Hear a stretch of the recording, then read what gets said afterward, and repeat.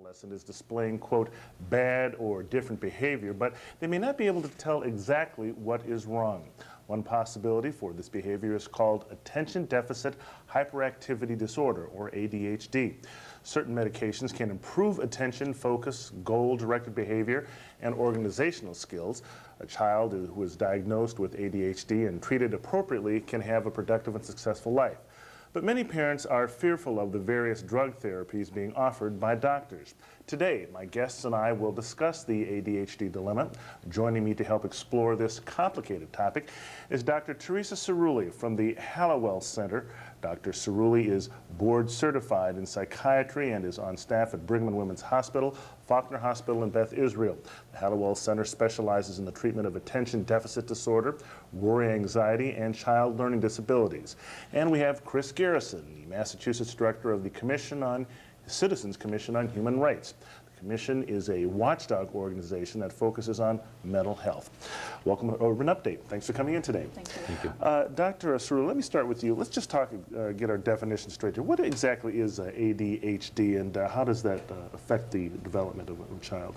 ADHD, attention deficit hyperactivity disorder, is a neurodevelopmental condition. It's something you're born with. You can't develop this later in life in your adult years.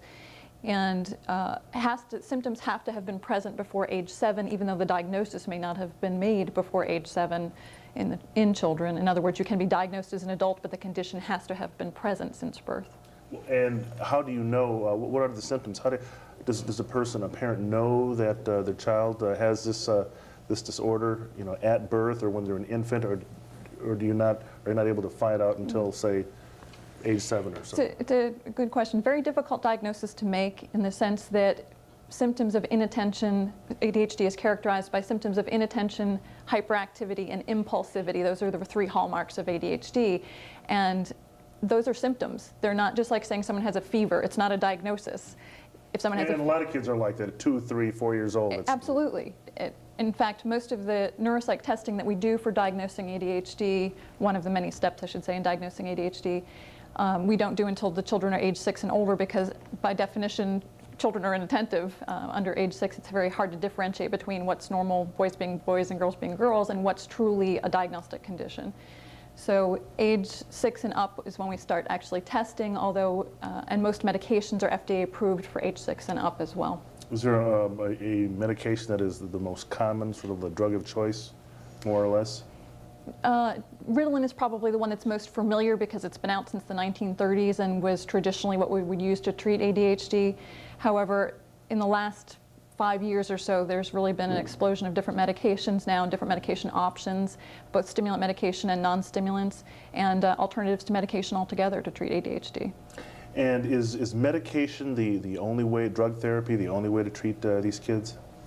It is one part of the process. At the Hallowell Center, for example, we're careful about considering ourselves educators, meaning rather than telling parents this is what you have to do is medicate your children, we really educate people, first of all, what the diagnosis is, educate the parents on how to work with the children, work with the tutors, work with the schools, and then present information about the medication, the pros and the cons, and let the parents make an educated decision.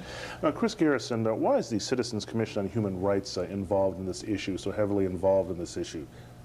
Well, the whole organization was founded in order to investigate and expose psychiatric abuses of human rights and to clean up the field of mental health.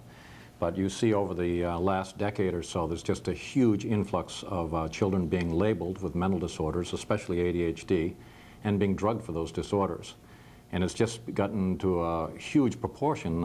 In Massachusetts, I would estimate that approximately 20% of the boys aged 6 to 17 are now being brought up on psychiatric drugs, and maybe a smaller percentage, maybe 6 or 7% of the girls.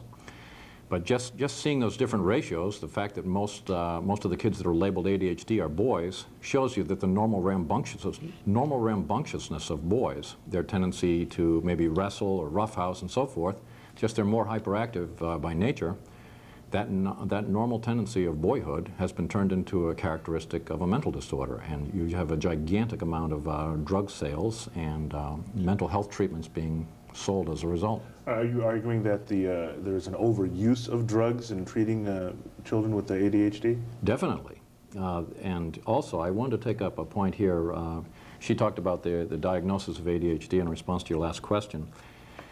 I would say the diagnosis doesn't really have a very sound medical or scientific basis, because parents will notice when they take their child to be diagnosed, quote unquote, for ADHD, there's no blood test, there's no brain scan, there's no tissue sample, there's no urine analysis. Usually, they do a little bit of scanning, I guess, but most doctors will see a kid for maybe 15 minutes for the first time sometimes and put the kid on drugs for years.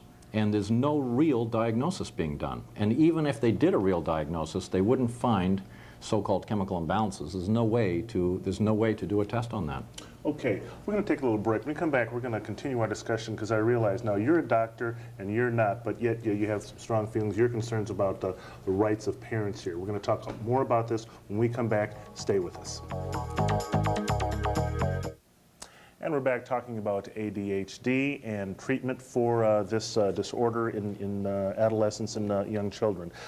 Dr. Cerulli, what about Chris Garrison's, assertion that there's really an overuse of drugs for treating attention deficit disorder? What do you think about that criticism? I think medications can be both overused and underutilized, actually. It can go in both directions. Meaning that if people are appropriately diagnosed, medications are clearly an appropriate treatment. However, if you're spending, and I agree with you on this, only 15 minutes with a neurologist or 15 minutes with a primary care doctor and walking out the door with a diagnosis of ADHD and a prescription, I feel strongly that those are inappropriate uses of the medication, because you haven't even really qualified the diagnosis at that one session. The way we do the evaluation at the Hallowell Center is a 4-step process. Spend the initial hour just talking with the family, talking with the children, and finding out what home life is like. Secondly, neuropsych testing or screening batteries to pin down what type of attentional problems they're having. How are their verbal attention, their visual attention, sustained attention? Because ADD can present so differently from person to person. So really understanding what the child's experience is in day-to-day life, in the classroom, in the home, is extremely important, and not just the diagnosis. Thirdly, we look at rating scales. We get feedback from the teachers, we get feedback from the parents, we get feedback from the tutors. Once you've established a clear diagnosis, it's much easier to say, okay, this is an appropriate use of medications, because when there's a proper diagnosis made, the medications are stimulant medications are 75% of people taking stimulant medications will have a positive response. So that clearly there's some that don't. 20–25% of patients taking the medications either don't have a clear a positive response or have side effects that make it difficult to take the medications. And what happens to those kids? What kind of other therapies are there? Is there any other way to treat this other than drugs? Well, there are certainly other methods, not nearly as effective, at least statistically speaking. Of the research studies, they're still being done, but the #1 choice of treatment still is medication. Now, Chris Garrison, you were sort of coming at this, again, you're director of the Citizens Commission on Human Rights. You're coming at this as an advocate for these kids and the parents. Are you suggesting that some of these parents and kids are pressured into using drugs when they don't want to? Yes, nowadays what happens is teachers are expected to go to continuing education courses year after year to keep their certificates valid, and they're sort of indoctrinated that the children in their classes are going to have several mental disorders, or likely to have them, and these are the symptoms they're likely to see. So then a teacher will see a child maybe not paying attention. Now the child maybe his parents are going through a divorce, maybe he had no breakfast, maybe he ate sugary cereal for breakfast, maybe the teacher's using words he doesn't understand, or the textbook is using words he doesn't understand, but for whatever reason he's not paying attention. He's maybe bored or whatever. And then the teacher will route the kid, say, well, he looks like he has an attention deficit hyperactivity disorder, sometimes route the kid to the school psychologist. The parents can be brought in, or a single parent can be brought in, and maybe 5 school personnel will gang up on that one parent and tell her, often it's a her, to get their kid diagnosed for ADHD because it looks like he might have it and he would benefit from drugs. And sometimes the parents will try it. I have cases come to me like this. Their parents will try it and have a very bad reaction on the drug, and then they say, I'm not going to do it anymore. Or they will just refuse at the onset, say, I really don't want to bring up my child on drugs. And sometimes the school personnel today will threaten the parent with having DSS contact at Department of Social Services in order to put the pressure on the parent with the threat of having her child taken away from her. Those are some pretty strong assertions. Dr. Cerulli, in your treatment of children and your dealings with parents, do you find many of these types of serious conflicts with schools and medical professionals? I think there's a lot of controversy around the topic of medicating children, there's no question. And I don't agree that schools are coercing parents into having their child medicated. I think schools are pointing out that there's a problem with the child learning in the classroom that's out of proportion to the other kids. And the teachers are experts in that sense. They've got 25 kids in the classroom to compare when someone's struggling. And what the teachers are asking is, please get a professional evaluation to identify why this child is having learning difficulties. It may not be ADHD, it might be a language processing problem, it might be dyslexia, it might be a nonverbal learning disability. And so, again, I back up to saying before we can talk about treatment and medication, we need to talk about getting an accurate diagnosis.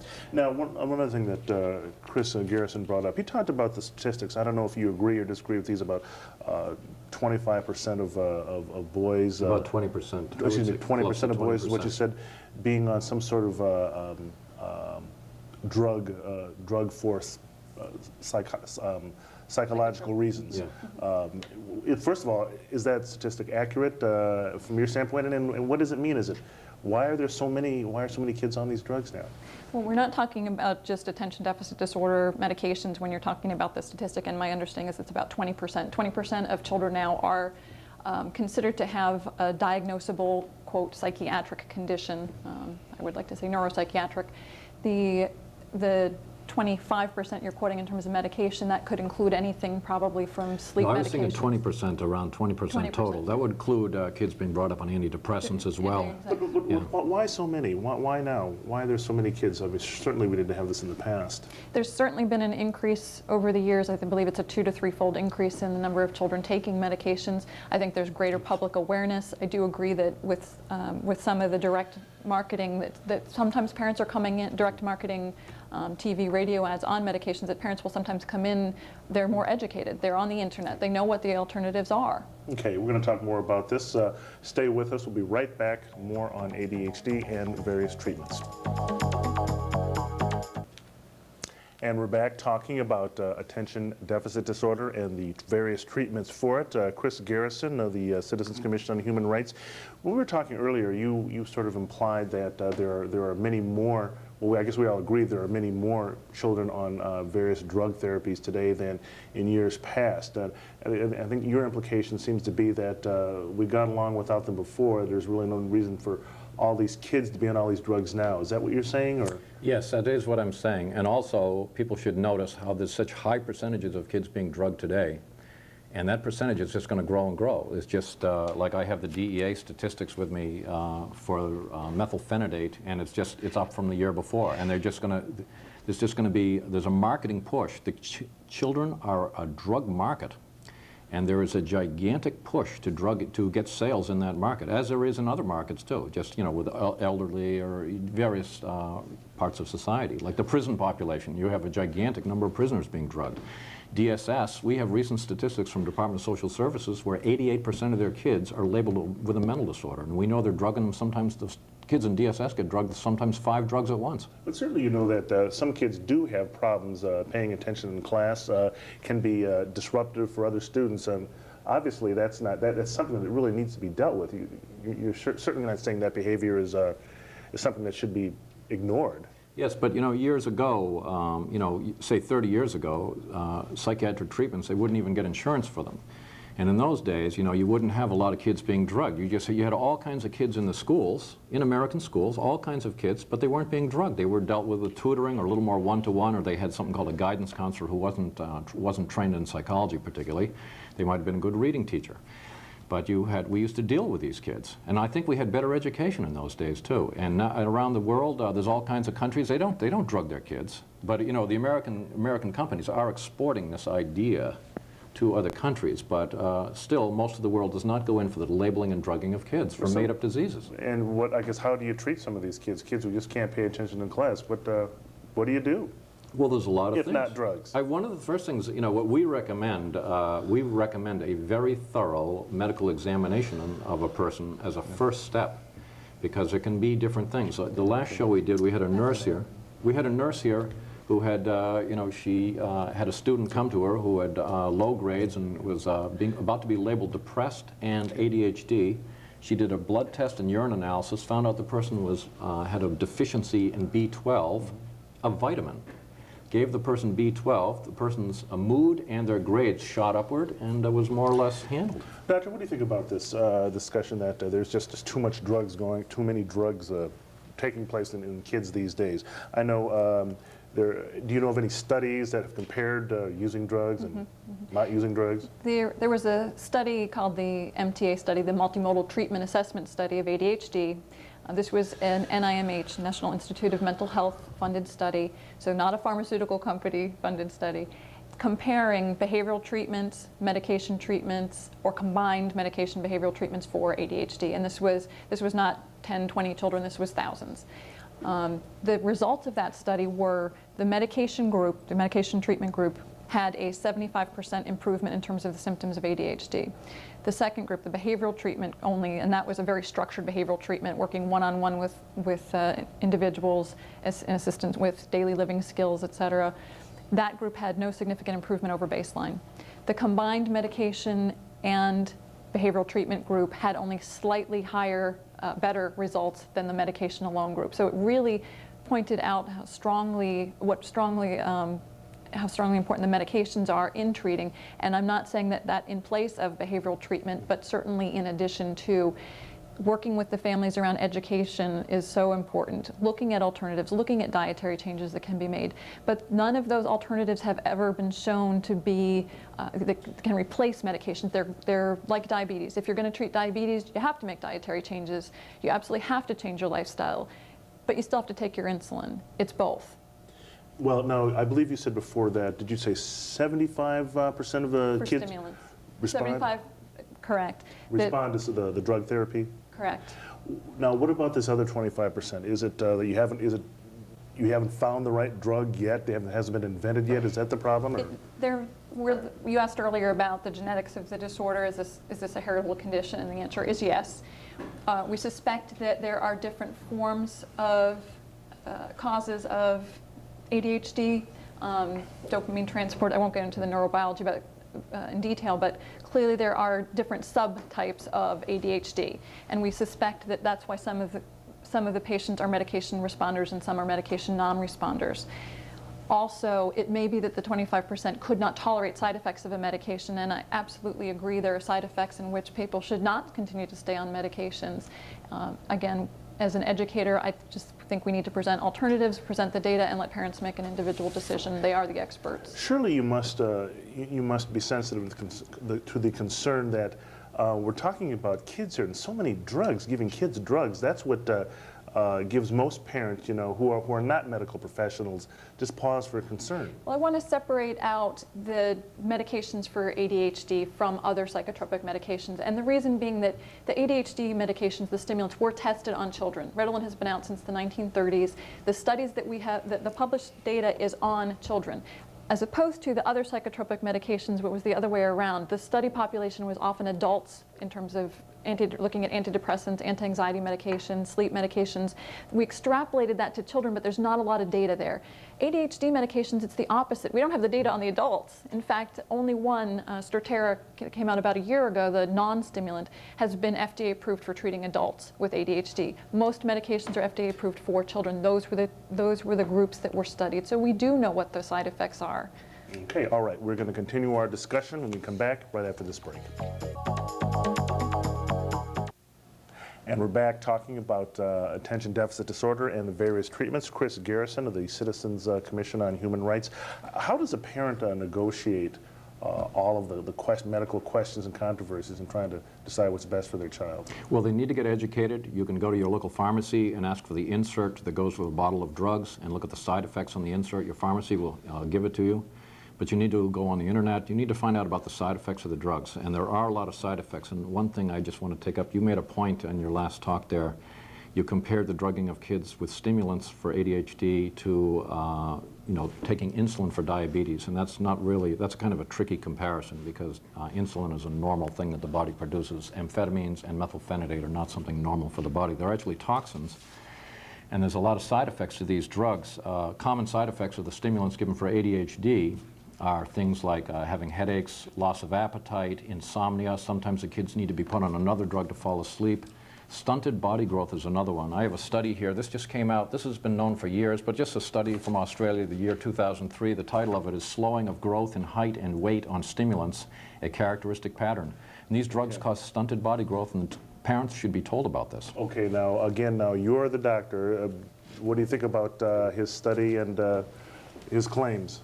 I don't want to get too far ahead out here. There are plenty of studies, more recent studies, showing that there still may be a question around growth delays, but not overall stunting of growth, meaning that there may be delayed growth spurts. However, the studies that actually look further and compared children with ADHD that never took stimulant medications with children with ADHD that did take stimulant medications, it turns out that the children that never took the medications actually had delayed growth as well. So when I went back to comparing this as a neurodevelopmental condition, there's probably some genetic links between changes in potentially height or weight and delayed growth with having linked with having ADHD without ever having taken the medication. Just really, how important is it that a child gets some kind of treatment? I mean, is it something you can ignore? Will a child grow out of this? We used to think that children grew out of this. We knew very little about this disorder even 10 years ago. They do not, quote, grow out of it. Adults can have ADD. I believe that I did. And that Mass General Hospital, Dr. Biederman's group has looked at this closely. The 3 symptoms that I mentioned earlier that are really the hallmarks with ADHD: impulsivity, hyperactivity, and inattentiveness. Impulsivity gets better with age, no question.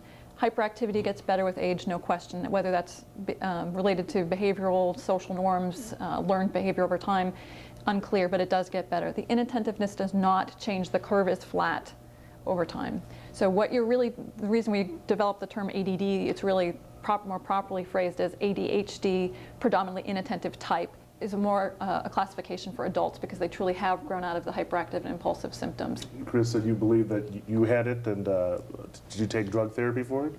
No, of course not, but I just think that datum might be a false datum. It seems a false datum to me. Okay. Doctor, I guess, what advice would you have to parents about how to, I guess, negotiate this maze of medical studies, opinions, controversy about whether to medicate their child? Take your time. Work with a professional that you trust. Slow down the process. I absolutely agree with Chris. Do not walk out after 15 minutes having a diagnosis of ADHD and a prescription in your hand. Look for and see a specialist. If you had a broken bone, you might be diagnosed by the primary care doctor, but you'd see your orthopedist for the treatment. Same thing with ADHD. See a psychiatrist, see someone who specializes in this, in the understanding and diagnosis before even considering treatment options. Educate yourself. The parent really is the expert. The parent is the one that has to coordinate, since part of the treatment other than medication is working with the school systems, ruling out other learning disabilities, ruling out bipolar disorder, depression, other things that can present with symptoms of inattention and behavioral problems. The parent's got to coordinate all that. So. Well, and Chris, and if a parent does have a question about it, they just don't feel something is quite right, what options do they have? Well, they can call us at 617-927-2247, 617-927-2247. Citizens Commission on Human Rights. Yep. And you can go to alternativementalhealth.com. You can go to fightforkids.com. You can go to ablechild.com. That's an incredible site, ablechild.com. I highly recommend it. Okay, it sounds like what I'm hearing from you both is just take your time, get information from several sources before you make any decisions. Okay, thank you both for coming in today. Thank you. And that's it for this edition of Urban Update. I'd like to thank my guests for coming in. I'd like to thank you for watching. I'm Byron Barnett for Urban Update. Have a great day.